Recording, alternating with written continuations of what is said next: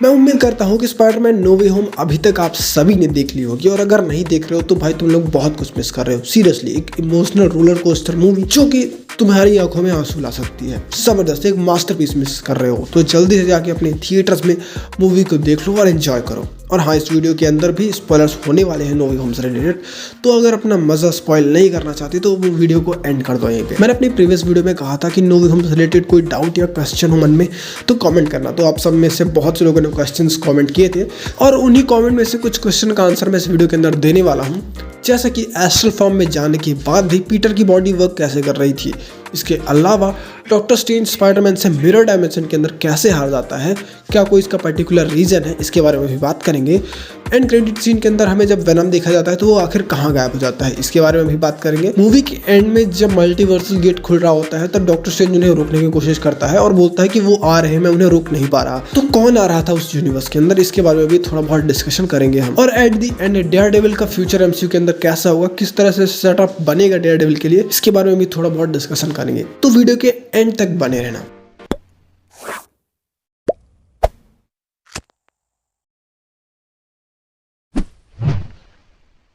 सबसे पहले बात करते हैं कि पीटर एस्ट्रल फॉर्म में जाने के बाद भी अपनी बॉडी को कैसे मूव कर पा रहा था। तो इसका सिंपल सा आंसर है स्पाइडर सेंस।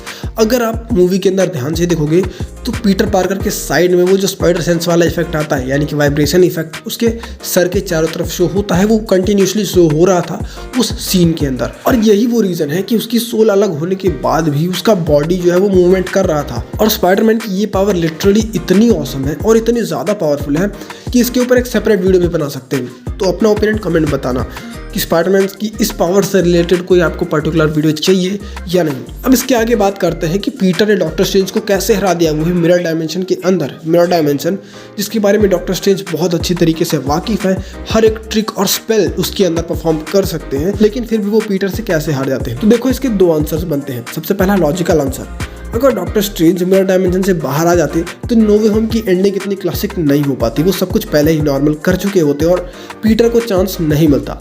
और दूसरा आंसर जो मेरे थ्योरी पे बेस्ड है वो कुछ ऐसा है कि डॉक्टर स्ट्रेंज जानते हैं कि मिरर डायमेंशन एक बहुत कॉम्प्लेक्स चीज़ है, कोई नॉर्मल आदमी उस चीज़ को क्रैक नहीं कर सकता, यानी कि मिरर डायमेंशन को। बट पीटर ज्योमेट्री के साथ मिरर डायमेंशन को रिलेट कर लेता है और डॉक्टर स्ट्रेंज को अपने वेब्स में फंसा देता है। और जब तक डॉक्टर स्ट्रेंज कुछ समझ पाते वो अपने आप को स्पाइडरमैन की जाल में यानी कि वेब में फंसा हुआ पाते हैं। अब आप में से किसी एक बंदे ने ये भी पूछा था कि वेब्स में फंसने के बाद डॉक्टर स्ट्रेंज ने किसी प्रकार का स्पेल या मैजिक ट्रिक क्यों नहीं यूज़ किया था स्पाइडरमैन के अगेंस्ट। तो देखो, अगर आप पहले मूवीज़ देख चुके हो डॉक्टर स्ट्रेंज से रिलेटेड, कोई भी इन्फिनिटी वॉर या डॉक्टर स्ट्रेंज, तो आपको पता होगा डॉक्टर स्ट्रेंज किसी भी मैजिक ट्रिक को परफॉर्म करने के लिए अपने हाथों का यूज़ करते हैं।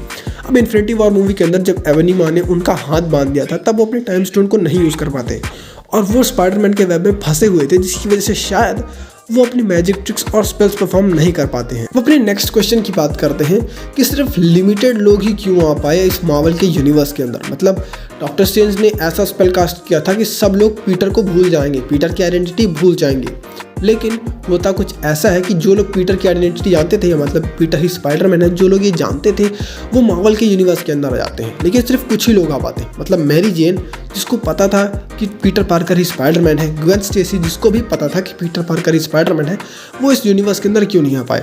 तो डॉक्टर स्ट्रेंज ने आधे स्पेल को रोक दिया था, मतलब कुछ गड़बड़ी होती है और वो कुछ सेकेंड तक चलती है, जिसके बाद डॉक्टर स्ट्रेंज उस स्पेल को एक छोटे से हेक्सागोनल शेप के अंदर कैद कर देते हैं।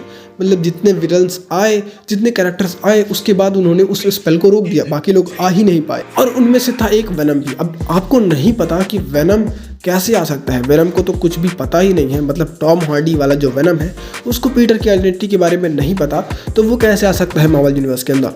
तो मैं एक फैक्ट बता दूं आपको, ये जो सारे सिम्बायोट्स होते हैं यानी कि वेनम और कार्नेज, इस एक दूसरे से जुड़े हुए होते हैं। मतलब जो चीज़ वेनम ने देखी और एक्सपीरियंस की वो सेम एक्सपीरियंस कार्नेज के पास भी होगा। मतलब अगर वेनम को ये पता है कि पीटर पार्कर स्पाइडरमैन है तो फिर कार्नेज को भी पता चल जाएगा कि पीटर पार्कर ही स्पाइडरमैन है।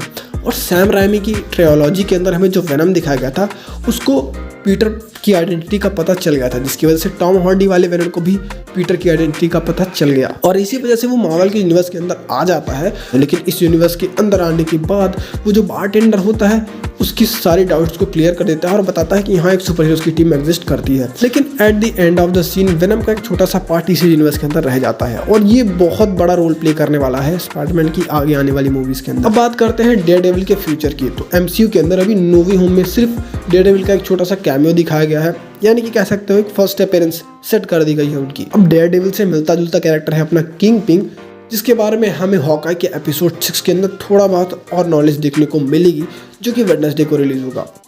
और हमें ये भी पता है कि इको की एक अपकमिंग सीरीज भी है डिज्नी प्लस की, जिसमें हमें इको की स्टोरी दिखाई जाएगी। अब जिनको इको नहीं पता समझ जाओ, ये माया लोपेज है, यानी कि वो हॉकाई की विलन लड़की जो गूंगी होती है। और कॉमिक्स के अंदर इको और डेयरडेविल दोनों साथ में काम करते थे। डेयरडेविल की एक तरह से असिस्टेंट समझ लो इको थी। तो इको की सीरीज के अंदर हमें डेयरडेविल दिख सकता है और इन फ्यूचर हमें डेयरडेविल की कोई एक पर्टिकुलर सीरीज या मूवी भी देखने को मिल सकती है मार्वल के फ्यूचर के अंदर। एट द एंड अब बात करते हैं वो कौन से विलेंस और कैरेक्टर्स थे जो कि नो वे होम के एंडिंग में मल्टीवर्सल गेट के थ्रू आने वाले थे। अब बहुत से लोग बोल रहे थे कि क्रेविन द हंटर और राइनो की शैडो हमें उस मल्टीवर्सल गेट में दिख रही थी, मतलब वो सारे विलेंस आने वाले थे इस यूनिवर्स के अंदर। वैसे देखा जाए तो काफ़ी हद तक ये आंसर लॉजिकल भी लगता है।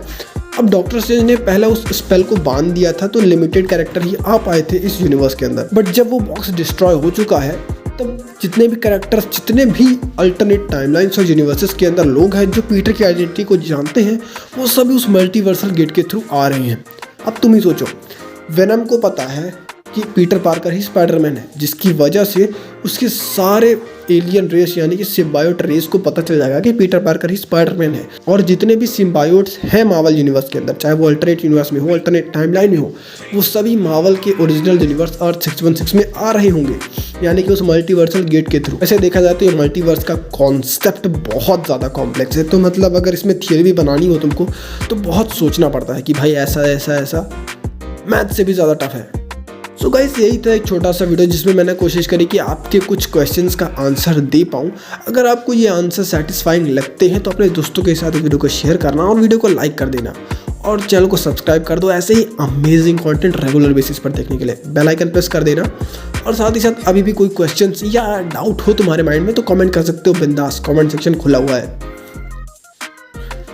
स्पाइडरमैन नो वे होम के कुछ पॉजिटिव और नेगेटिव पॉइंट्स जानने के लिए लेफ्ट वाली वीडियो देखो और स्पाइडरमैन नो वे होम और एवेंजर्स एंड गेम के बीच एक तगड़ा कंपैरिजन देखने के लिए राइट वाली वीडियो देखो। तब तक के लिए goodbye, join Marvel dude, be a super hero.